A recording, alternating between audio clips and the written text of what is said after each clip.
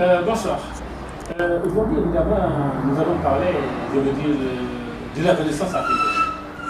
La Renaissance, aujourd'hui, nous avons choisi évidemment un thème d'actualité, la Renaissance sanitaire africaine.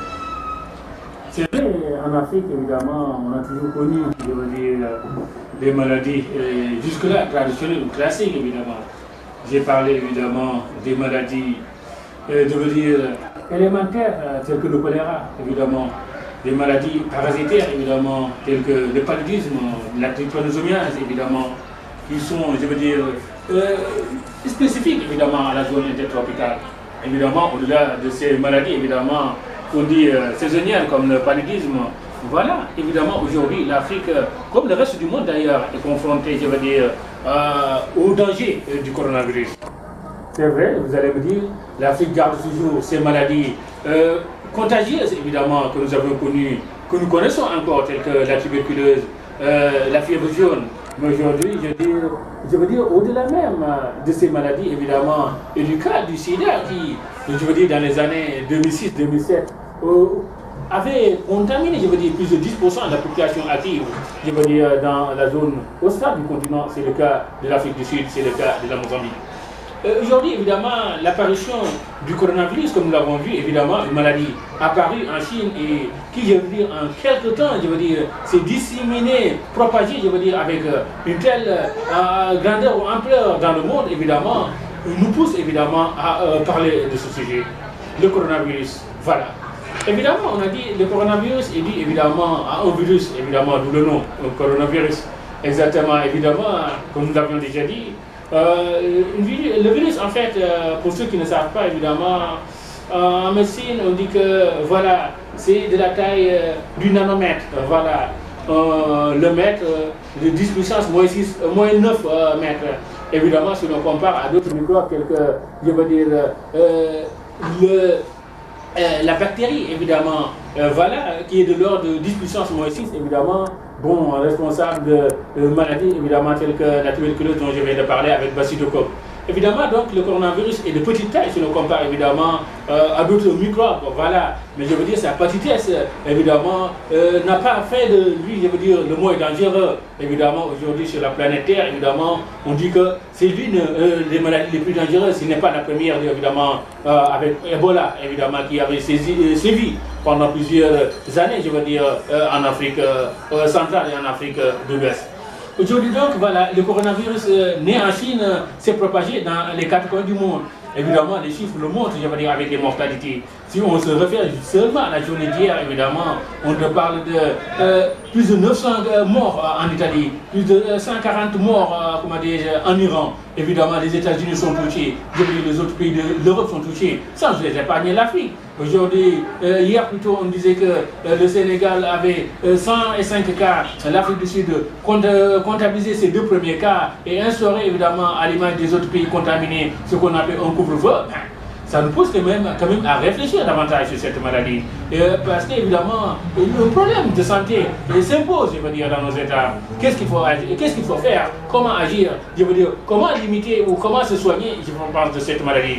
En matière de soins, évidemment, nous avons constaté que les personnes malades, je veux dire, mises dans des hôpitaux, évidemment, sont obligés de suivre un traitement. Mais je veux dire, ce n'est pas un traitement curatif qui se soigne immédiatement, je veux dire. On est en train, je veux dire, la médecine est en train, je veux dire, de tester des médicaments. Par-ci, par-là, évidemment, sur ce modèle, on a, je veux dire, l'exemple, je veux dire, d'un chercheur français, d'ailleurs, on dit natif de Dakar, originaire de Marseille, évidemment, qui est en train, je veux dire, d'occuper les médias, évidemment, avec sa vision.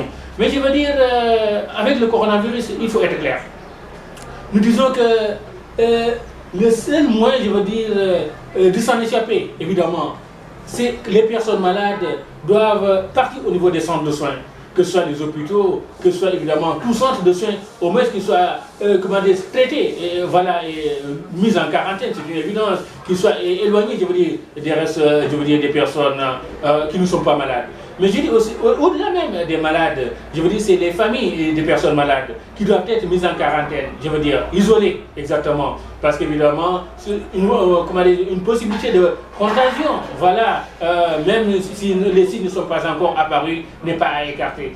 Et donc, même, je dis, au-delà de ça aussi, des personnes qui ne sont pas je veux dire, en contact direct ou contaminé, je veux dire, par une personne malade. Je veux dire, à partir de ce moment-là, il faut faire 3 cas. Les personnes malades, les familles de malades et ceux qui ne sont pas en contact avec des malades. Nous avons dit pour les personnes malades, donc c'est le premier cas dont on a parlé, ils doivent être au niveau des centres, voilà, comment dire, des centres de santé, exactement. Les familles des malades doivent être mises en quarantaine. Maintenant, ceux qui ne sont pas malades, exactement, c'est tous ceux qui ont entendu par les médias parler de coronavirus. J'ai dit à cette catégorie quand même, je veux dire, ils doivent tout faire, je veux dire, pour ne pas avoir le coronavirus. Comment vous allez me dire? Le confinement, évidemment, c'est la règle en vigueur, je dirais, dans les 4 coins du monde. Et s'éloigner, je veux dire, le plus, rester chez soi quand on a les moyens de le faire. Quand on est obligé de sortir, il faut prendre, je veux dire, les précautions qui vont avec, c'est-à-dire mettre évidemment des gants. Au Sénégal, on dit un gel, exactement, je veux dire, mettre un masque. Évidemment, tout ça, c'est des moyens de se prévenir, évidemment, contre toute contagion. Mais aussi éviter tout ce qui est, je veux dire, rencontres, rassemblements. On a des cérémonies religieuses au Sénégal qui sont annulées, exactement, parce que, supposons une personne malade, invitée, je veux dire, dans un endroit où plus de 1000 personnes se retrouvent, évidemment, c'est un danger réel. Donc voilà, quand on élimine aussi, on ferme les mosquées pendant les vendredis, évidemment, c'est aussi jouer dans ce sens. Quand on dit, évidemment, les bus qui font plus de 50 personnes, il faut diminuer le nombre, mais ça entre aussi dans ce sens, pour dire tout ce qui est rassemblement, tout ce qui est regroupement, attroupement, on doit l'éviter exactement si on veut vraiment œuvrer pour sa santé. Au-delà de ça, les moyens de transport, on a dit, ben, les bus, évidemment, quand on les laisse bonder, évidemment, le danger demeure réel. Et je n'ai pas dit que ça ne s'arrête pas au niveau des moyens de transport, ça s'arrête aussi au niveau des marchés, au niveau des boutiques. Là où on fait chaque fois nos courses, évidemment, pour se nourrir, évidemment, le danger est réel. Je disais qu'il suffit, évidemment, qu'une personne malade soit passée et qu'il respire, et que juste qu'il, comment dirais-je, touche. Et que juste après, évidemment, une personne sainte qui passe à travers, évidemment, peut contacter la maladie. Raison de plus, évidemment, qu'il faut être vigilant dans nos déplacements, qu'il faut être vigilant quand on bouge et qu'on est côtoyé par une personne. Je dis même dans les boîtes, je veux dire en entreprise. Évidemment, ton collègue de bureau peut être contaminé par le virus, exactement. Ben, il te soupçonne aussi, même s'il ne dit pas d'être un potentiel, je veux dire, contaminé. Je veux dire, pour dire qu'évidemment, en séance de réunion, quand même, nous devons toujours garder en possibilité que dans notre équipe, évidemment, une personne peut-être probablement malade. Ce n'est pas quand même désigner ou accuser qui que ce soit, mais c'est une manière de dire que ben, nous devons savoir comment nous comporter en entreprise quand nous travaillons en équipe. Au-delà de ça, maintenant, c'est évidemment, au-delà du confinement, je veux dire, la seule règle réelle, je veux dire, pour éviter la maladie, je veux dire, le déplacement avec les moyens de protection, évidemment, déjà signalés, mais aussi éviter tout attroupement, je pense que aussi c'est bien.